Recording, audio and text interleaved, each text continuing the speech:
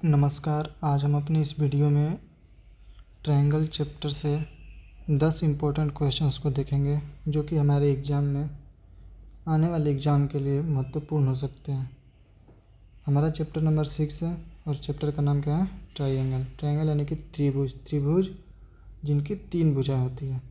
लेकिन हम ट्रायंगल को 6 भागों में बांट सकते हैं साइड के आधार पर, यानी कि उनका जो साइड है उसके आधार पर 3 और उसके कोण यानी कि एंगल के आधार पर 3। तो टोटल जो है ट्रायंगल के 6 रूप हो सकते हैं। 3 साइड यानी कि भुजा के आकार पर और 3 एंगल यानी कि कोण के आकार पर। पहला ट्रायंगल आता है इक्विलेटरल ट्रायंगल। इक्विलेटरल यानी कि समबाहु। समबाहु मतलब कि जिसकी तीनों भुजाएं क्या हो? बराबर हो। ऐसे त्रिभुज को हम इक्विलेटरल ट्रायंगल कहते हैं। यदि किसी ट्रायंगल के 2 भुजा बराबर हो तो उनको हम क्या कहेंगे? Isosceles triangle. और यदि किसी ट्रायंगल के कोई भी साइड बराबर न हो तो इसको हम स्केलन ट्रायंगल यानी कि विषम बाहु त्रिभुज कहते हैं। इसी तरह से एंगल के आधार पर यानी कि कोण के आधार पर। अब सबसे पहले किसी भी ट्रायंगल में 3 कोण होते हैं। त्रिकोण इसका हिंदी नाम ही है। त्रिकोण यानी कि 3 और कोण यानी कि एंगल। यदि 2 एंगल्स, एक तो 90 डिग्री हो गया और 2 एंगल्स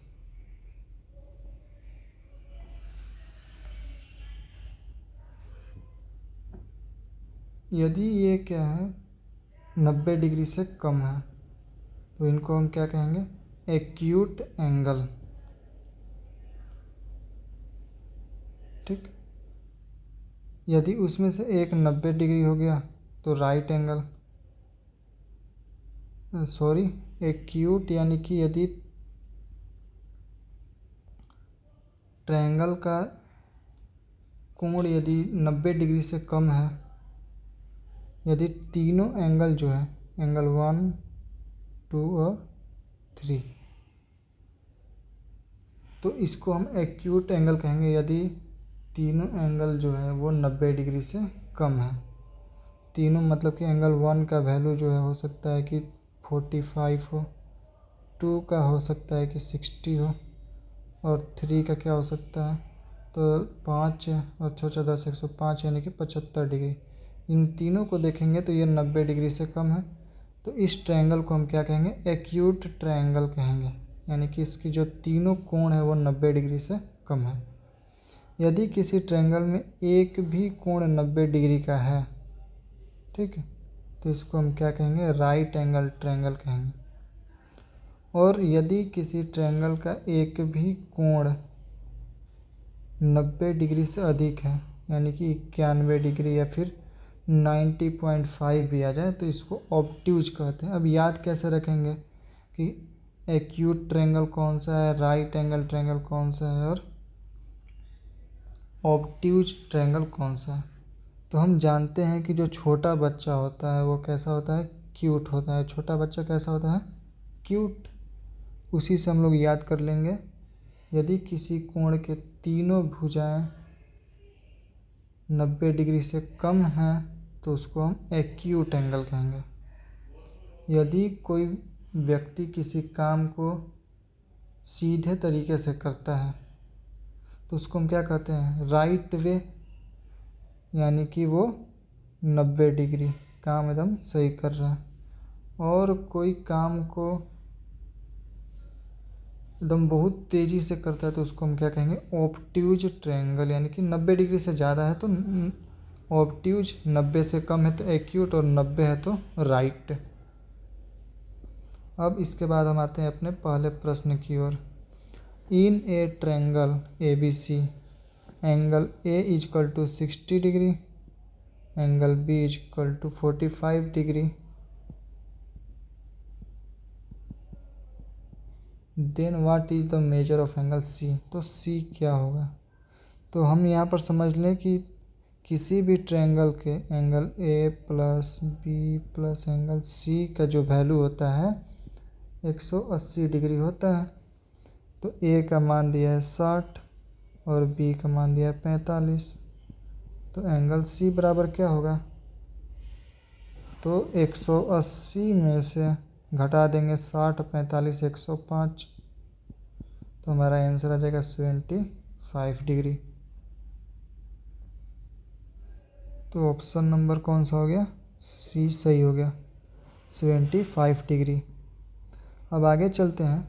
तो दूसरा प्रश्न कहता है if the length of a sides of a triangle are, length जो दिया है, मान लेते हैं कि ये हमारा ट्रायंगल है कोई, इसके लेंथ मान लेते हैं कि ये 3 है, ये 4 और ये 5 है। What type of triangle it is, तो यह किस प्रकार का ट्रायंगल है। अभी हमें जाना है कि जिस ट्रायंगल के तीनों भुजाएं यानी कि तीनों साइड अलग अलग हो उसको हम क्या कहते हैं? Scalene triangle. उसको क्या कहते हैं? Scalene triangle. तो आ करके इसमें हम ढूंढेंगे स्केलेन ट्रायंगल कहाँ है। तो ऑप्शन नंबर ए में है।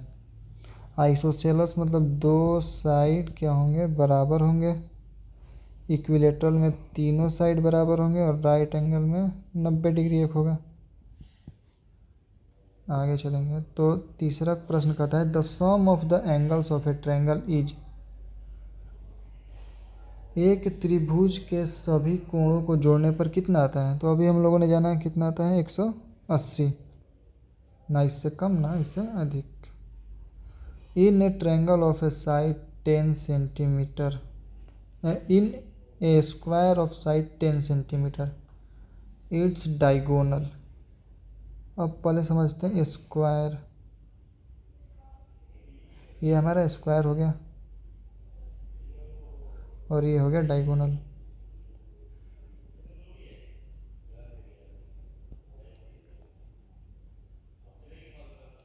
ठीक। अब किसी भी स्क्वायर के साथ चारों साइड क्या होते हैं? बराबर होते हैं और सभी एंगल क्या होते हैं? 90 डिग्री होते हैं। तो हमारा ये साइड था, ये निकालना है। तो डायगोनल को एच का बोल देंगे तो एच स्क्वायर इजक्वल टू क्या होता है? तो B square plus P square, मतलब कि बेस का स्क्वायर प्लस परपेंडिकुलर का स्क्वायर। बेस क्या है? 10 का स्क्वायर हो गया 100 और परपेंडिकुलर 10 का स्क्वायर 100। तो एच बराबर क्या होगा? Root under 200। अब 200 को हम क्या लिख सकते हैं? 100 गुणे 2। 100 को हम लोग क्या लिख सकते हैं? Root 100 into root 2। रूट 100 का वैल्यू होता है 10 और ये रूट 2। तो आंसर आ गया 10 रूट 2, ऑप्शन नंबर बी। अब इसी प्रकार से पांचवा प्रश्न की ओर चलेंगे। In a rectangle length is equal to 8 centimetre and breadth is equal to 6 centimetre. Rectangle दिया हुआ है अपने को, लेंथ है 8 और ब्रेथ है 6, देन इट्स डायगोनल। तो हम जानते हैं कि रेक्टेंगल में आमने सामने की भुजाएं बराबर होती हैं। तो ये 6 तो ये 6, ये 8 तो ये 8। अब ये भी यहाँ पर एच का फॉर्मूला लगाएंगे, root over P square plus B square. P 8 का स्क्वायर कितना हो गया? 64 और 6 का स्क्वायर 36। तो ये हो गया 64 और 6 70 38 100, ये आ गया 100। H equal to 10, option number C हमारा सही हो गया। अब आते हैं छठे प्रश्न की ओर। In a rhombus if D1 is equal to 16 centimetre and D2 is equal to 12 centimetre. पहले अब रोम्बस देखते हैं। ये हो गया हमारा अपना रोम्बस। ये मान लेते हैं D1 है, ये D2 है। एक को 16 एक को 12 मानते हैं। ठीक। अब रोम्बस का प्रॉपर्टी क्या होता है कि दोनों रोम्बस के जो डायगोनल होते हैं एक दूसरे को बराबर बराबर हिस्सों में काट देते हैं। तो हमारा D1 बराबर क्या हो जाएगा? 16 दिया हुआ है तो ऊपर वाले का वैल्यू हो जाएगा 8, नीचे वाले का 8। ये छोटा वाला है तो इसको 12 मान लेते हैं। तो इसको ये हो गया 6, ये हो गया 6, ये हो गया 8, ये हो गया 8। और बीच में एंगल बनाता है 90 डिग्री। तो हमारा बेस है परपेंडिकुलर है, तो एच निकाल लेंगे तो साइड मिल जाएगा। तो हम एच का फार्मूला लगा लेते हैं। एच इक्वल टू होता है √/p² + b²। पी दिया हुआ है 8 का स्क्वायर, अब प्लस बी दिया हुआ है 6 का स्क्वायर। 8 × 64 प्लस 4 × 6 = 36 √/। तो ये भी आ गया 100 और इसका आंसर हो जाएगा 10। तो हमारा फिर से ऑप्शन नंबर सी सही हो गया। अब चलते हैं 7वें प्रश्न की ओर। If the perimeter of a triangle is 18 centimetre. एक ट्रायंगल है, ठीक,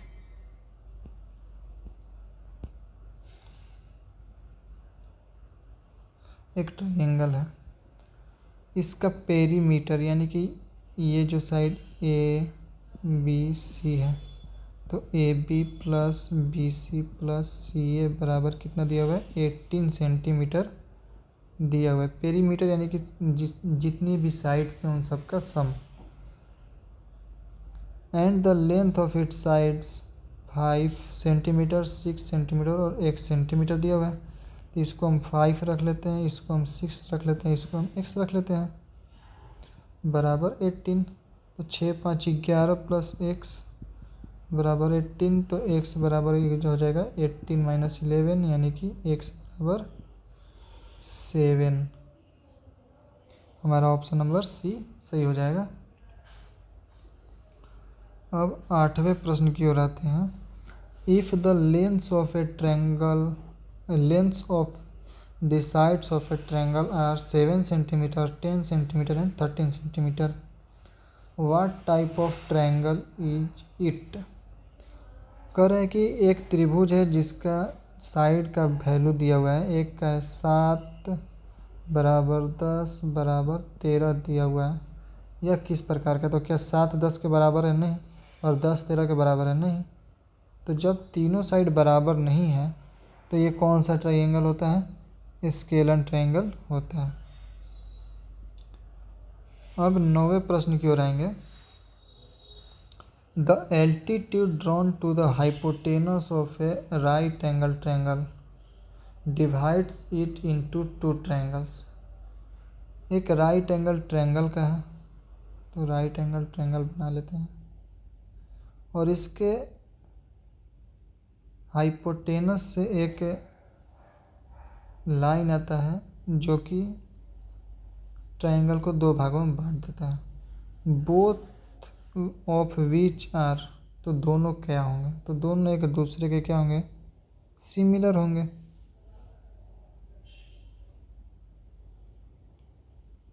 इन ए ट्रायंगल ए बी सी, एक ट्रायंगल है ए बी सी जिसमें ए का वैल्यू दिया है 30 और बी का वैल्यू दिया है 45। तो सी का निकालना है। सी बराबर व्हाट? तो हम जानते हैं कि angle A plus angle B plus angle C बराबर 180 डिग्री। ए का वैल्यू 30, बी का वैल्यू 45, अब प्लस एंगल सी बराबर 180। तो 30 और 45 कितना हो गया? 75 डिग्री बराबर 175 degree plus angle C equal to 180 degree. तो एंगल सी बराबर क्या होगा? तो 180 - 75। तो एंगल सी बराबर क्या आ गया? 105 डिग्री। तो हमारा ऑप्शन नंबर बी सही हो जाएगा। इसी प्रकार से हम और भी प्रश्नों का अभ्यास अपने बुक से करेंगे, जो कि RS Agarwal, RD Sharma, KC Sinha, कोई सा भी बुक हो सकता है, उससे हम प्रैक्टिस करेंगे।